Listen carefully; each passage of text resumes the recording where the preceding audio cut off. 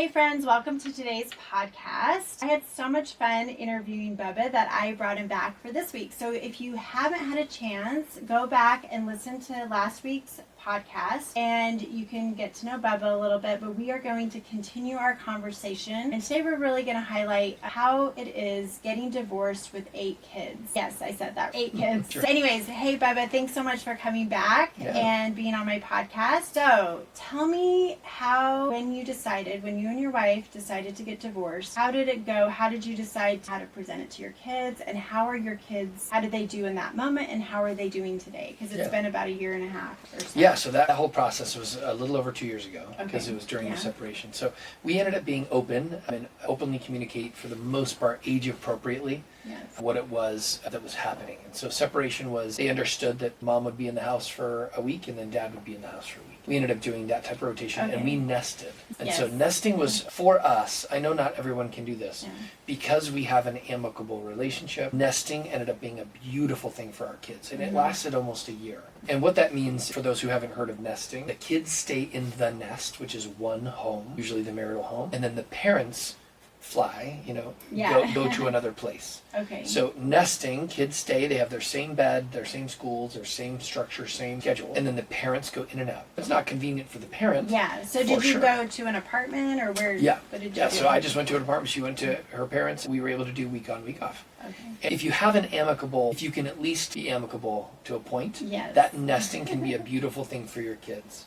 And so I would highly recommend it if you can be amicable. Now, a lot of divorce attorneys will never recommend it because you don't want to have interactions where the kids see negative conversations that you never want to incorporate. And one of the number one rules that we agreed upon is that we wouldn't speak ill of each other in front of our children ever. Why would we do that? They're half one parent, half the other parent. These things about speaking ill, that should never be something your kids should ever hear about. Your children should never be holding an adult emotional process. They need to stay as kids, they need to feel the love, they need to know that it's not them and it's not their fault, even though they may still feel like it's their fault that there was a divorce, that both mom and dad love them dearly and that they're going to work together, that we can still be friends and work through this process. Those were components that we tried to incorporate in our discussion. But it's still going to affect the children. I know people say kids are resilient, and yes, they are. But again, divorce is not just a legal document. We talked about this before, right? It is a spiritual, it's a psychological, it's a physical component that affects the children as well. If you're thinking or considering divorce, you have to think about the complexities of what happens when children go through divorce. Now, yes, there's all kinds of different scenarios where if it was so bad that the kids were seeing horrific fighting and people treating each other poorly, they shouldn't be seeing that either, right? But as adults, it is our job to learn to regulate our emotions and to be able to be there as a responsible adult and parent for our children, no matter what is happening in your marriage. And it is sad when parents leverage kids in some negative way as a messenger, as a manipulation tactic, as a whatever. Luckily, we've never dealt with that in our relationship, and I'm so grateful because our co-parenting has gone quite well. But I would just want to warn those who are going through this, please do not put your kids in crossfire. They should never have to deal with this. And for them to be as healthy as possible, they need to see adults treating each other like adults with kindness and with a type of love. And even if you're dying inside, I'm so sorry, but they have to only be kids. They should not have to deal with those adult emotions yet. And maybe when they're 18, 20, 25, whatever, there can be a more healthy discussion, but age appropriate is what they need. Anyway, that's a big one. And I know a lot of people have a lot to say on that. Well, no, I agree. The problem is one of you might be emotionally strong and emotionally resilient, and then your partner is not. And that happens so often. And so it just makes it tricky. Play the long game. Yes. Think of it as a long game. There's so many circumstances where one spouse belittles the other spouse to the children, and or even speaks ill of that, and then the children hate that spouse, the other one. But guess what? Most times when they become adults, they realize what manipulation that other one was doing when you were a child, and it flops. And the adult children now hate the one that was so wrong in belittling the other one, and they love the person who just kept their head on straight. And kept moving forward. So just remember, if you are thinking or planning on belittling your spouse, one, it's wrong and you shouldn't do that. And try to talk about our last podcast. Heal those emotional pieces of yourself so that you can be emotionally regulated, because the kids should never have to deal with that kind of stuff. And it's so sad because those will be wounds that the children will have to face. No matter what, a divorce is going to create wounds in the children, even just because we're raised to believe love is one thing and that's forever. They're talking about just the responsibility of the adults working with the children and expressing what this divorce looks like. We chose to not talk about specific details. We chose not to describe why. And that was really hard, and it's hard for the children to understand. But if any of that is going, in my opinion, if any of that is going to throw one or the other person under the bus, that already starts it off in a negative way. Yeah. And I had a really hard time with that concept at first, but I know why, for the health of our children. And I do believe our children have done phenomenally well. It doesn't mean they haven't seen a therapist. It doesn't mean that they haven't had hard moments or asked deeper questions. But the goal was to never throw the other person under the bus, no matter what happens. As a child, they don't need to know, and they don't need to understand all of those intricate pieces. Yeah. As adult children, maybe that's a different story. I haven't experienced that, so I can't speak on that. Yeah. But some children will become quieter. Some children will become more emotional. Some children will ask more questions than others. Some will even act as if they're fine while they're really internalizing everything.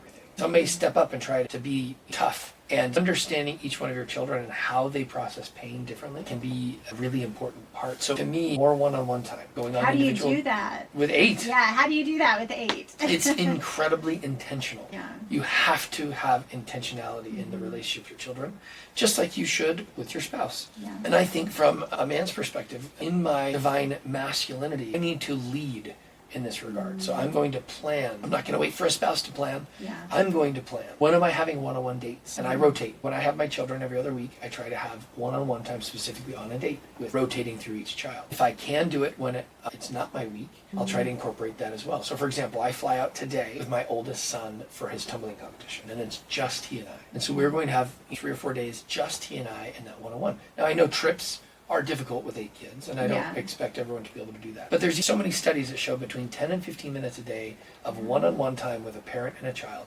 Whether you're a single parent or married parent, that one-on-one time can be extremely valuable. So even on a car ride, taking your child from one place to another as a carpool, you can make that one-on-one time. You don't have to have the radio or a TV show on. Yeah. You can ask intentional questions, not just how was your day, but ask them deeper, something to at least get them talking. What was something fun that happened today? Yeah. So then you don't get a yes or no question, right? Yeah. Which friend did you play with and what did you do with them today? What is something you're struggling with today or this week or this month? So these intentional questions, and it's one thing that through the fatherhoodmovement.com, we're going to be sending people texts each week as a reminder of certain questions that you could ask to intentionally begin a discussion with your kids and to teach some life principles along the way, age-appropriate life principles. So one-on-one time, listening. Sometimes I get into dad mode and I want to teach life principles. Yeah.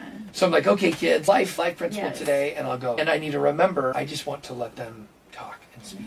And so sometimes I don't go to bed on time because my daughter wants to talk. And if that's the time she wants to talk, I'm going to talk to her. And if that goes into some of my personal sleep, I'm totally okay with that for the most part, to be able to have that one-on-one time because that's when she's willing to talk. So listening is key. Yeah. Emotional check-ins, helping them to name emotions. Are they feeling sad? Are they feeling lonely? Are they feeling angry? Are they feeling happy? Going through and asking them, what is their current emotional state? How are they feeling emotionally? Having them say it out loud so they can start to recognize what's going on emotionally can be a huge help with that. Validating feelings, even if it seems unreasonable what they're asking for. Yes. How can we validate their feelings? That doesn't mean you give in to everything they ever ask for or everything they ever want. That's not it. But how do we validate when they're sad and maybe they did something to the other child and they're sad because they got in trouble? Yeah. How can we validate that it's okay to be sad and then help teach the correct principle? Those validating feelings is going to be emotionally a healthy environment for those kids. And then creating consistency. We've chosen to do week on, week off with our kids, mainly because she and I both get to see the kids on our off weeks, every off week. Okay. Because you have games, you have practices, you have performances, you have birthdays, you have events. Guaranteed, we're able to see them 2 or 3 times on our off weeks, so it never feels like a full 7 days. I believe a 7-day structure for us was the most healthy thing possible. They only have 1 transition day, and then they can go through all of their school and activities at the same home. They don't have to question who's picking them up after school. And I've heard of all the other circumstances. It's every other day. It's 2-2-5. It's 5-3-2. Yeah. For me, our experience was 7 days on, 7 days off was the best for the health of the consistency of the child. So I'm a huge proponent in that. And then knowing that children don't need perfect parents, they need healed and present parents. So when you get home from work, let's say, you find your phone seems to always be in your face. Yes. You may want to find a special place for that phone. so that you're not constantly looking. Now, can you go in and check in every so often because you need to know what's going on? Sure. But the kids need to know that you're present. So are you asking them questions? Are they heartfelt questions? Are you eating dinner with no devices, no screens? Are you even having family dinner, period? And making sure that time is coming. We do something at dinner, I'll share this, a tip. We call it sweet, sour service. I learned it from my sister. When we sit around the table, this gives each individual child their own time to say what was sweet, what made them happy today, what was sour, what made them sad today, and then what service did they provide? How did they help someone today? And everyone else is supposed to be quiet, and so they get their one-on-one time to talk. And it's a beautiful experience for them to reflect on their day, to realize what they did. And these are just some key insights to help children process emotions, whether you've been through a divorce or not. Asking these types of things, emotional check-ins, one-on-one time. Another key tip, something called tuck-in time. Pick one child at the end of the day, or if you're a two-parent household, maybe you can do two, and spend 15 minutes with them, non-screen time related, and they get to choose what they do. For 15 minutes, it's just you and that child. And it's not always easy to figure this out with other aged kids going to bed at different times, but that child gets 15 minutes of uninterrupted one-on-one time, and then you rotate every night. And if it's their day, then they might say the prayers for the family. They might have that one-on-one time. They might be in charge of pick the seat in the car kind of a thing. Those are some of those. Yeah, you have so many great tips. It's good because you have 8 kids, right? You gotta have some structure. And I'm going to ask you one last question to go. We could be talking for hours, but how have you managed, just you work, right? How are you managing still providing for your family and then doing all of the activities and all the things? Because I know that's a struggle for men, especially. Women now, for me, I've had to go back to work and do all the things. So how are you managing that with your own healing, with your kids? It's a lot. So how do you manage that? It's a lot. 8 kids, each one has roughly 2 sports apiece, plus a musical instrument each. So it gets really busy really fast. Step number 1, if you are financially able to hire help. No shame in having somebody that can be your driver, have a home helper. And I know not everyone can do this, so I'm going to say this with a grain of salt, but we have a full-time home helper that goes with the children. Oh, okay. I have help doing laundry, I have help cleaning up and picking up, I have help meal prepping. I like to drive kids everywhere because I want that time in the car with them. But if I have to be in 3 places at once, then I have somebody to help. Some of the things that you can do if you can't financially, if that's not feasible, then you get on the carpools like crazy. Yes. You figure out with other parents that how you can do the carpooling. You figure out how to do play dates. You structure play dates with healthy children and healthy families so that you can have Mondays this person and Tuesdays with this person and Wednesdays is at my place and you have 3 or 4 kids come and play. I know this is for little younger children. And then when you have a driver, I have 1 driver now. It's a miracle. And he helps to support some of the kids' things. He obviously has his own stuff going on.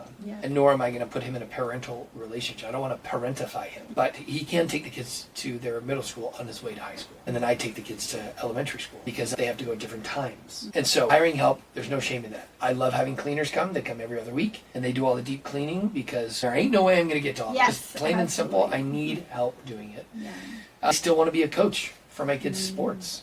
And it's a sacrifice, which means I'm going to work less. I chose to be an entrepreneur because I wanted to have more control over my time. I've been able to work from home for over 10 years. Now, it's incredibly hard to work from home when you have this many children, especially during the summertime when they're not in school. And so I think having structured play dates, having structured sports, having structured, whether it's instructional learning experiences, can be beneficial. They're not just going to be on screens all day, but can they be learning the piano and instrument? Can they be joining the swim team? Or can they be, those types of pieces will help them be active, healthy, and involved in different pieces. So hiring chose a career that allowed me to have that flexibility. And I did this 10 years ago because I knew I wanted to be at home with my kids so that dad going to work wasn't just me leaving and driving away. Now, some people feel very differently about this. And they think, no, I'm going to an office so the kids know I go and work. I look at this different. If I'm able to work from home, they know my door's shut, I'm on a phone call, they're not able to come in. They've learned a boundary that they can't do that. If there's an emergency, of course. But good thing I was there for that. Absolutely. But they know that there's a boundary. If I'm on phone calls, I cannot help them at that time. There are certain working hours, and when I have my children during the 7 days on, 7 days off, don't work as much. Plain and simple. When I don't have my children, I work a crazy amount more to make up for it. It makes sense. So these are just some of the pieces of how we've been able to do it. But there is hope. You can do this. It takes intentional planning. And then I try and coach folks I work with. Nightly planning for the day ahead is imperative. Weekly planning on a Sunday for the full week, incredibly important. Yearly planning in November for the entire next year, putting the boulders on the calendar. It has to happen. Yeah, I love that. Bubba, thanks so much for sharing all your amazing insight and tools. It's been I think, really helpful for people. And so last but not least, tell us how people can find you, how they can follow you, listen to your podcast or whatever. So Bubba Page is my name. Okay, That's my handle on Instagram. Okay. I'm active on Instagram. I'm active in LinkedIn, so anybody on the more business side can connect with me on LinkedIn. And I have a website called bubbapage.com. It's just my name. Okay. And that has all of my links of where to go find me. Okay, great. I do run thebusinessbootcamp.com, so it helps entrepreneurs be able to figure out what they're doing and build up their own businesses. Okay. Any kind of business or? Mostly early stage companies, meaning if it's a stay-at-home mom trying to figure it out. Yeah. If it's a 9-to-5 dad trying to do a side hustle. Okay. If it's below $1 million in revenue, that's our core people. Okay. Above $1 million, there's a lot of other coaches that can do that for sure. Yeah. But it can be zero, it can be an idea. Yeah. But thebusinessbootcamp.com, there's online resources, there's group coaching, there's one-on-one, it's all there.